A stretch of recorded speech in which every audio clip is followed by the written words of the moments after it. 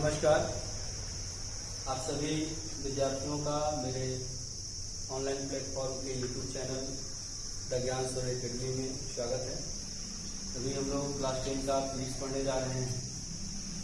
इस पढ़ने से पहले आपको बता दें कि जो नए मेरे इस चैनल पे व्यू कर रहे हैं, देख रहे हैं, पूरा वीडियो देखें। अगर पसंद आए, अगर इससे लाभ मिले तो दूसरे विद्यार्थियों तक इस लाभ को पहुंचाएं, शेयर करें, सब्सक्राइब करें। लेकिन पूरे वीडियो को देखने के बाद ही आप अपना कम्प्लीमेंट तय करें कि हमें समझ में आया कि नहीं आया। अब देखिए, पिछले क्लास में हम लोग फिजिक्स में जो प्रकाश पढ़ रहे हैं, इस प्रकाश के अंतर्गत, इस चैप्टर के अंतर्गत हमने जाना था कि प्रतिबिंब क्या होता है, प्रतिबिंब का निर्माण कैसे होता है समतल दर्पण में। आज हम लोग जानेंगे कि गोलीय दर्पण के द्वारा किसी वस्तु या बिंब का प्रतिबिंब निर्माण कैसे होता है। तो यहाँ पर प्रतिबिंब का निर्माण अभी जो हम कंसेप्ट देने जा रहे हैं, अगर इस आप कंसेप्ट को समझ लें, ध्यान से देख लें, सुन लें और इसका आरेख खींचना समझ लें, तो आप इसके माध्यम से किसी भी स्थिति में कोई भी वस्तु दिया जाएगा तो उसका किरण आरेख, उसके प्रतिबिंब का निर्माण आसानी से कर सकते हैं। आपको कहीं भी कभी भी न याद करने की आवश्यकता होगी, न रटने की आवश्यकता होगी और बहुत आसानी से वह इमेज ड्रॉ कर सकते हैं। यह बहुत महत्वपूर्ण इसलिए भी है क्योंकि यह पूरे प्रकाश का पार्ट आपको 12 में भी पढ़ना है।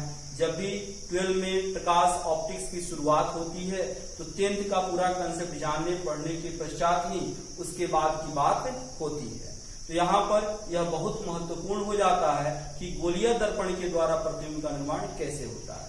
तो इसके लिए 4 तरह के किरण आरेख हम लोग जानेंगे। अगर हम 4 किरण आरेखों को समझ लें कि किस स्थिति से अगर किरण आरेख आएगा तो कैसे जाएगा, तो अगर हम इन 4 किरण आरेखों को, 4 प्रकार से गुजरने वाले किरण आरेखों को समझ लें तो दर्पण के सामने, गोलीय दर्पण के सामने किसी भी स्थिति में अगर वस्तु को रखा जाएगा तो उसका प्रतिबिंब आप आसानी से बना सकते हैं। और आप देखिएगा कि गोलीय दर्पण के सामने जब विभिन्न स्थितियों में वस्तुओं को रखेंगे तो उसके द्वारा एक वस्तु का हम लोग 6, 7, 8 तरीके से प्रतिबिंब का निर्माण करेंगे।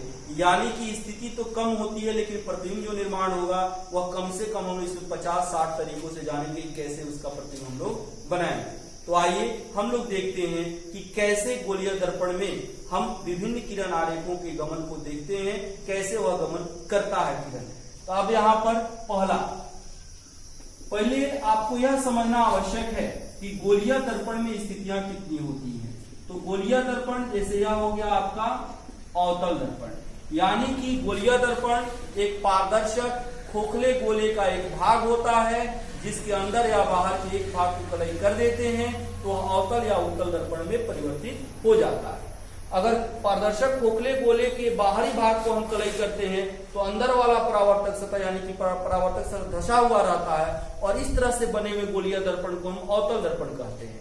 और यहीं अगर कलई किया हुआ भाग अंदर होता है तो परावर्तक सतह उभरा हुआ होता है। तो जब परावर्तक सतह उभरा हुआ होता है तो उस दर्पण का हम नाम देते हैं उत्तल दर्पण।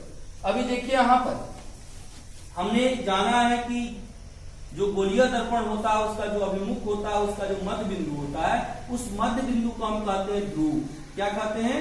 ध्रुव। और जिस गोले से लिया जाता है उसके केंद्र को कहते हैं वक्रता केंद्र यानी कि सी।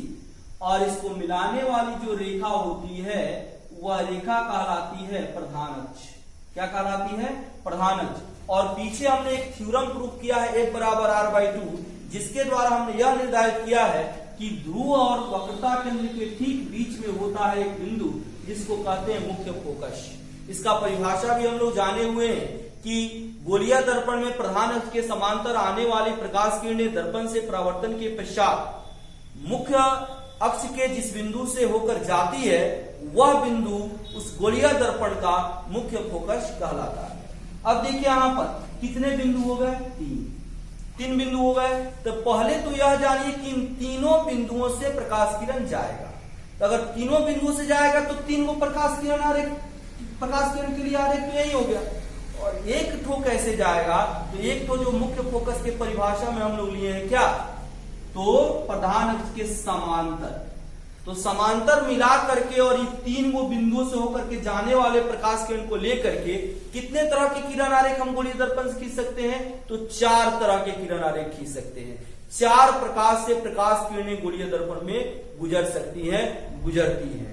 तो अगर इन चारों प्रकाश किरणों को आप अच्छे तरीके से समझ लेते हैं तो 110% गारंटी है कि आप कभी भी किसी भी स्थिति में गोलीय दर्पण में रखे गए किसी वस्तु या बिंब के प्रतिबिंब के निर्माण में कहीं पर भी आप मिस्टेक नहीं कर सकते हैं, कहीं पर भी कोई गलती नहीं कर सकते हैं। इसलिए इसको निश्चित रूप से आप ध्यान से समझें, जानें। तो आइए देखते हैं कैसे वह प्रकाश किरणें आती हैं और जाती हैं। तो पहला क्या जो हम लोग परिभाषा में पढ़े हैं, मुख्य फोकस के। क्या? तो पहला हम लोग पढ़े हुए हैं कि जब प्रधान अक्ष के समांतर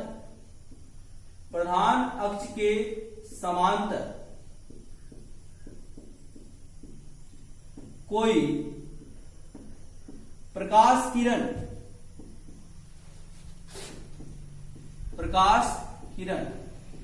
आती है तो दर्पण से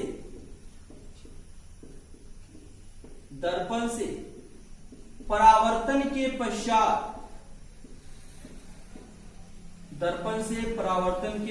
पश्चात मुख्य फोकस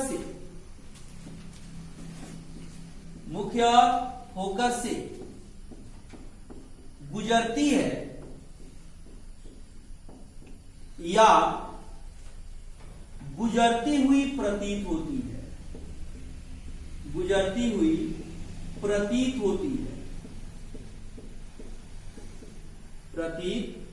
है। अब देखिए कैसे, अब इसको किरण आरेख के माध्यम से हम लोग जानेंगे कैसे। ध्यान दीजिएगा, यह आपका हो गया अवतल दर्पण। पहले हमने दर्पण को बनाया, इसका ध्रुव ले लिया, इसका वक्रता केंद्र ले लिया, इसको मिला दिया तो यह प्रधान अक्ष हो गया, यह ध्रुव हो गया, यह वक्रता केंद्र हो गया। अब अगर समांतर प्रकाश किरण आएगा तो आप जानते हैं कि अवतल दर्पण में अगर प्रकाश किरण दर्पण के परावर्तक सतह से टकराता है तो किधर की ओर आता है? अंदर की ओर आता है। तो अंदर की ओर आएगा तो कहां से जाएगा? तो मुख्य फोकस से जाएगा। निश्चित रूप से वह कहीं से भी आए, अगर समांतर आ रहा है तो मुख्य फोकस से ही जाएगा।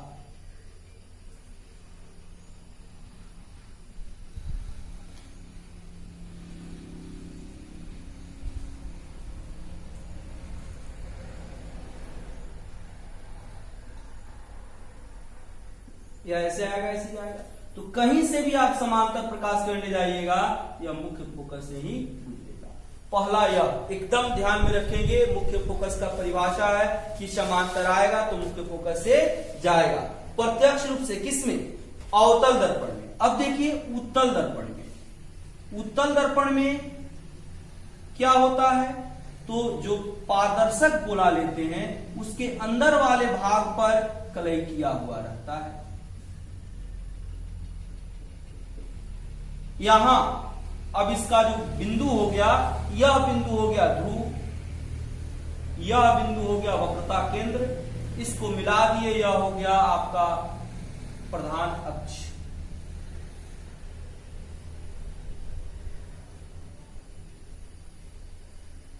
अब देखिए यहां से समांतर प्रकाश किरण आएगा, समांतर आएगा तो यह वापस लौट करके जाएगा। अब इसको अगर आभासी रूप से हम पीछे की ओर बढ़ाएं तो यहां से होकर के जाएगा। यानी देखिए इसमें हमने क्या बताया कि समांतर आकर के टकराएगा तो मुख्य फोकस से गुजरेगा या गुजरता हुआ प्रतीत होगा। ये तो बाहर की ओर लौट रहा है, लेकिन जब इमेजिन करते कि अगर यह अंदर की ओर मुड़ता तो कहां से जाता? ये कहां से जाएगा? तो मुख्य फोकस से होकर जाएगा। तो कहीं से कोई समांतर प्रकाश किरण अगर आए तो यह सीधा आपको मुख्य फोकस से ही जाएगा, यह मुख्य फोकस से ही होकर जाएगा। तो यह अब याद रखेंगे कि कोई भी प्रकाश किरण अर्धगोलीय दर्पण के सामने प्रधान अक्ष के समांतर आती है तो दर्पण से के परावर्तक सतह से टकराने के पश्चात वह गोलीय दर्पण के मुख्य फोकस से गुजरती है या गुजरती हुई प्रतीत होती है। ये तो समांतर हो गया।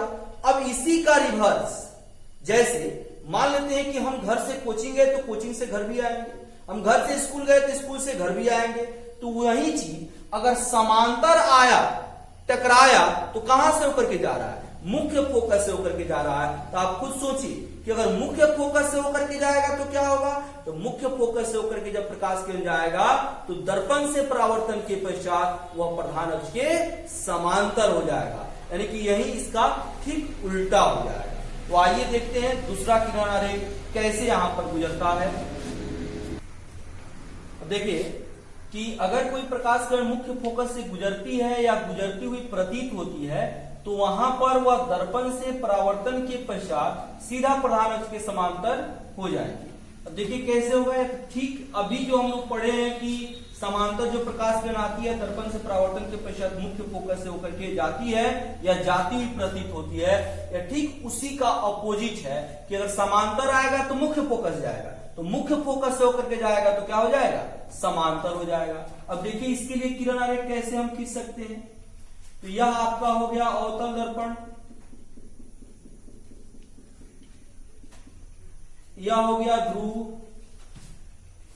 यह जिस गोले का केंद्र है वक्रता केंद्र, यह हो गया वो केंद्र हो गया, यह हो गया वक्रता केंद्र। इसको मिलाने वाली जो रेखा हो गई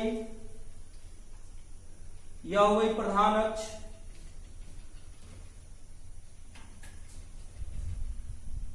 ठीक है। अब यहां से यह हो गया मुख्य फोकस, इसके ठीक बीच वाला। अब यहां से होकर के कोई प्रकाश किरण जाए, कई वस्तु होगा जहां से प्रकाश किरण आएगा, और यह कहां से होकर के जा रहा है? मुख्य फोकस से होकर के जा रहा है। जब मुख्य फोकस से होकर के जा रहा है ऐसे, तो यहां पर टकराया, टकराने के बाद क्या होगा? इस प्रधान अक्ष के समांतर हो जाएगा। प्रधान अक्ष क्या हो गया? समांतर हो गया। ऐसे ही और भी कोई प्रकाश किरण ले सकते हैं, जैसे मान लेते हैं कि यहां से आया, ऐसे आया और कहां से होकर के जा रहा है?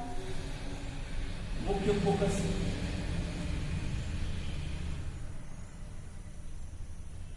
तो आकर के टकराएगा, टकराने के बाद क्या हो जाएगा? समांतर हो जाएगा। ठीक। तो यहां पर किसी तरह से भी अगर मुख्य फोकस से कोई प्रकाश किरण गुजरता है तो दर्पण से परावर्तन के पश्चात वह क्या हो जाएगा? इसके समांतर हो जाएगा। और देखिए अगर उत्तल दर्पण हम ले,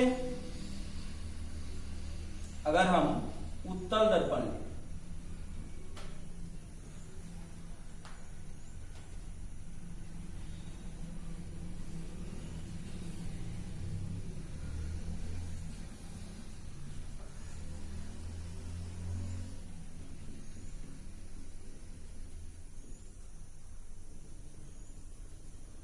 यह हो गया आपका ध्रुव, यह जिसका भाग है यह हो गया वक्रता केंद्र। इसको मिलाने वाली जो रेखा है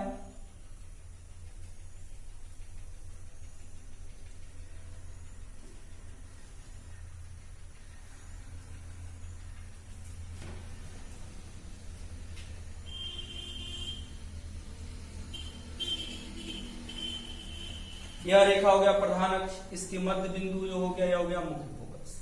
अब देखिए मान लेते हैं कि कोई ऐसा प्रकाश किरण है कि ऐसा प्रतीत हो रहा है कि अगर यह सीधा अगर जाए तो यह मुख्य फोकस से होकर के जाएगा। ऐसा प्रतीत हो रहा है कि अगर इसको आगे बढ़ाएं तो कहां से होकर जाएगा? मुख्य फोकस से।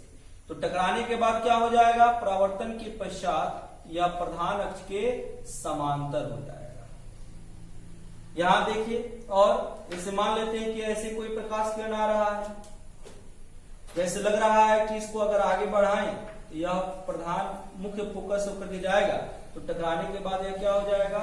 समांतर हो जाएगा, यानी कि परावर्तन के पश्चात यह समांतर हो जाएगा। यानी कि यह पहले पॉइंट का ठीक उल्टा है। जैसे पहला पॉइंट हम पढ़े थे कि अगर कोई प्रकाश किरण प्रधान अक्ष के समांतर आ रहा है तो दर्पण से परावर्तन के पश्चात यह मुख्य फोकस से होकर जाएगा। उसी तरह से इसका यह उल्टा हो गया कि अगर कोई प्रकाश किरण मुख्य फोकस से होकर के आता है तो वह इस प्रधान अक्ष की क्या हो जाएगा, समांतर हो जाएगा। इसमें मुख्य भूमिका है इस एरो का, यही इसका दिशा बता रहा है कि प्रकाश किरण किधर से आ रहा है और किधर को जा रहा है। अब देखिए, एक समांतर हो गया, एक मुख्य फोकस के लिए हो गया। अब हम जानेंगे कि वक्रता केंद्र से अगर प्रकाश कोई किरण जाता है तब क्या होता है। अब देखिए इसका तीसरा पॉइंट। अब देखिए, एक तो मुख्य फोकस हो गया, 3 बताए थे पॉइंट होता है, वक्रता केंद्र, मुख्य फोकस और आपका ध्रुव होता है। तो एक तो समांतर आएगा तो मुख्य फोकस होकर गया, इसका ठीक उल्टा मुख्य फोकस अगर जाएगा या जाता हुआ प्रतीत होगा तो दर्पण से परावर्तन के पश्चात वो मुख्य अक्ष प्रधान अक्ष के समांतर हो जाएगा। अब तीसरा पॉइंट है कि अगर वक्रता केंद्र से होकर कोई प्रकाश किरण जाता है या जाता हुआ प्रतीत होता है, गुजरता है या गुजरता हुआ प्रतीत होता है, तो दर्पण से परावर्तन के पश्चात वह जिस रास्ते से आया होगा उसी रास्ते से वह वापस लौट जाएगा। अब जैसे देखिए किस तरह होगा, यह आपका हो गया अवतल दर्पण, यह इसका हो गया ध्रुव, यह इसका हो गया वक्रता केंद्र, इसको हमने मिला दिया।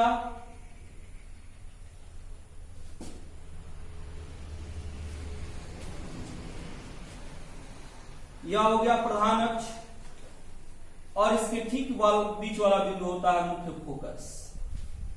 अब क्या होता है कि अगर कोई प्रकाश किरण वक्रता केंद्र से होकर के जाएगा तो आगे बढ़ेगा तो दर्पण के परावर्तक से टकराएगा, तो टकराने के पश्चात यह पुनः अपने उसी रास्ते से वापस आ जाएगा, क्योंकि वक्रता केंद्र इसका वह बिंदु होता है जहां से इसके परावर्तक सतह की दूरी समान होती है। और देखिए कि अगर मान लेते हैं कि इधर से ही कोई वक्रता केंद्र से कोई प्रकाश किरण गया, आगे बढ़ेगा, परावर्तक सतह से टकराएगा तो टकराने के बाद पुनः किसी रास्ते से वापस लौट जाएगा। तो यहां पर ध्यान रखना है कि अगर वक्रता केंद्र से होकर की कोई भी प्रकाश किरण गुजरे तो दर्पण से परावर्तन के पश्चात अपने मूल रास्ते से वह वापस लौट जाता है। ये तो अवतल दर्पण की बात हो गई। अब देखिए उत्तल दर्पण की।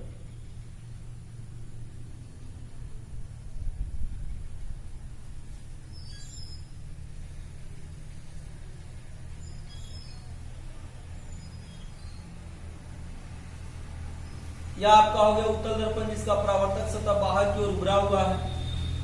इसके ठीक बीच वाला जो बिंदु होगा यह ध्रुव हो गया, यह वक्रता केंद्र हो गया, इसको मिला दिए, यह प्रधान अक्ष हो गया और इसके ठीक बीच का बिंदु हो गया मुख्य फोकस। अब देखिए, अगर कोई प्रकाश किरण इस प्रकार से आता है कि प्रतीत हो कि या इसको आगे बढ़ाएंगे तो यह वक्रता केंद्र से होकर के जाएगा, ऐसे प्रकाश किरण आ रहा है और इसको आगे बढ़ाएं तो ऐसा लगे कि वक्रता केंद्र से होकर के जाएगा, यह जैसे आया है वैसे ही वापस लौट जाएगा। और देखिए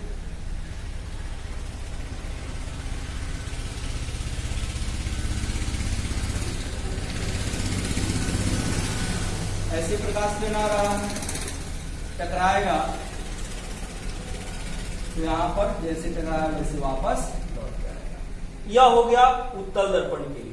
तो अभी हमने 3 प्रकाश किरण को पढ़ा। पहला हमने पढ़ा कि अगर प्रकाश किरण समांतर आएगा तो दर्पण से परावर्तन के पश्चात मुख्य फोकस से गुजरता है या गुजरता हुआ प्रतीत होता है। अगर मुख्य फोकस से होकर जाता है तो दर्पण से परावर्तन के पश्चात वह समांतर हो जाता है। अगर वक्रता केंद्र से गुजरता है, गुजरता हुआ प्रतीत होता है, तो जैसे वह आता है प्रकाश किरण अपने पुनः उसी मूल रास्ते से वापस लौट जाता है। एक पॉइंट से और बचा हुआ है क्या, ध्रुव। अब हमको देखना है कि ध्रुव से अगर टकराएगा तब क्या होगा। तो देखिए, अब देखिए जो अंतिम पॉइंट है, यानी कि अब ध्रुव से टकराएगा तब क्या होगा या ध्रुव से जाएगा तो क्या होगा। तो ध्रुव तो दर्पण के सतह पर ही होता है, दर्पण के परावर्तक सतह पर ही होता है। तो देखिए क्या होता है कि जब प्रकाश किरण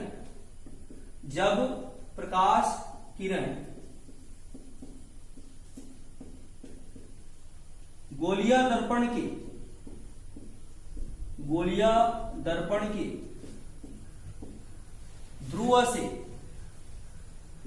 ध्रुव से टकराता है तो प्रकाश के परावर्तन के नियमों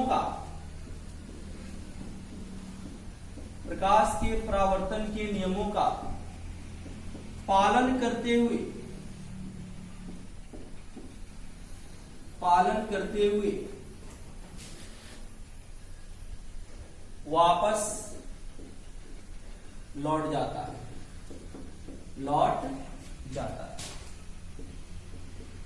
अब देखिए कैसे होता है। जैसे यह आपका अवतल दर्पण हो गया, इसका परावर्तक सतह धंसा हुआ है, यह इसका ध्रुव हो गया, यह इसका वक्रता केंद्र हो गया, इसको मिला दिए, यह प्रधान अक्ष हो गया, इसका ठीक मध्य वाला बिंदु मुख्य फोकस हो गया, यह ध्रुव, और यह हो गया वक्रता केंद्र, यह हो गया मुख्य फोकस। यहां देखिए, अब देखिए कि यह जो प्रधान अक्ष है तो सीधा जा रहा है, और हम जानते हैं कि दर्पण में जो सीधा आता है वह उसका अविलंब कहलाता है, और अविलंब के साथ अगर आपतित किरण आकर टकराएगा तो वह जो कोण बनेगा वह आपतन कोण होता है। तो अगर किसी बिंदु से कोई प्रकाश किरण आकर के यहाँ पर ध्रुव से टकरा रही है तो यह तो आपतित किरण हो गई, तो यहाँ पर क्या बनेगा? आपतन। तो यह आपतन कोण हो गया, तो जब यह लौटेगा तो क्या बनेगा? परावर्तन कोण।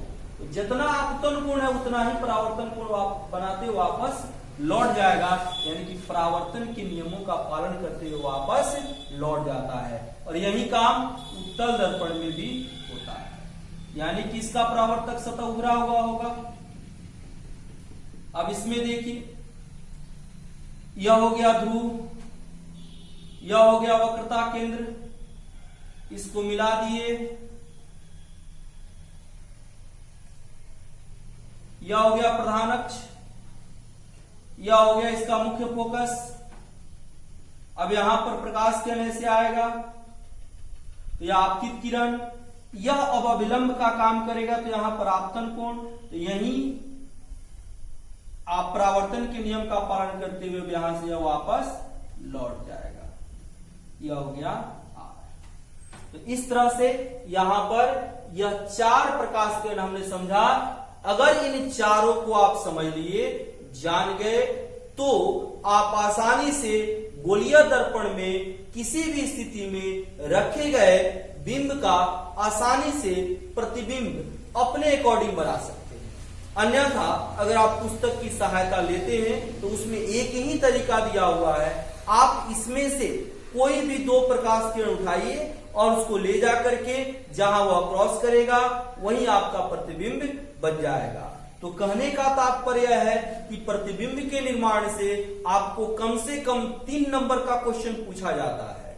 यह जो हमने बताया किरण आरेख, यह आपसे एग्जाम में नहीं पूछा जाएगा, लेकिन इसके आधार पर जो काम होगा उस काम में से प्रश्न आपसे पूछा जाएगा।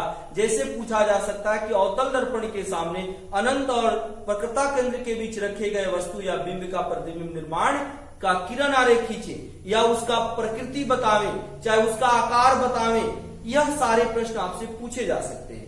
तो इन सारे प्रश्नों के जवाब के लिए, प्रतिबिंब के निर्माण के लिए आपको इन चारों प्रकाश किरण आरेखों को निश्चित रूप से समझना होगा। अभी आप इन चारों प्रकाश किरणों को बना करके अपने से 4 पॉइंट, कौन कौन, 3 गो तो पॉइंट हो गया, वक्रता केंद्र, एगो मुख्य फोकस, एगो ध्रुव, जो कि आपके दर्पण में शामिल है, और चौथा हो गया कि समांतर जो आएगा वह। फिर से समझिए कि अगर गोलीय दर्पण में प्रधान अक्ष के समांतर कोई प्रकाश किरण आती है तो दर्पण से परावर्तन के पश्चात वह मुख्य फोकस से गुजरती है या गुजरती हुई प्रतीत होती है, पहला। दूसरा क्या हो गया कि गोलीय दर्पण में कोई प्रकाश किरण मुख्य फोकस से गुजरती है या गुजरती हुई प्रतीत होती है तो दर्पण से परावर्तन के पश्चात वह प्रधान अक्ष के समांतर हो जाती है। दूसरा पॉइंट। तीसरा पॉइंट क्या होगा कि यदि कोई प्रकाश किरण गोलीय दर्पण के वक्रता केंद्र से गुजरती है या गुजरती हुई प्रतीत होती है तो गोलीय दर्पण के परावर्तक सतह से टकराने के पश्चात वह अपने मूल रास्ते से वापस लौट जाती है। चौथा पॉइंट जो अभी आपके सामने है, क्या तो गोलीय दर्पण में यदि कोई प्रकाश किरण दर्पण के ध्रुव से टकराती है तो प्रकाश के परावर्तन के नियमों का पालन करते हुए वापस लौट जाती है, अर्थात आपतन कोण बराबर परावर्तन कोण होता है।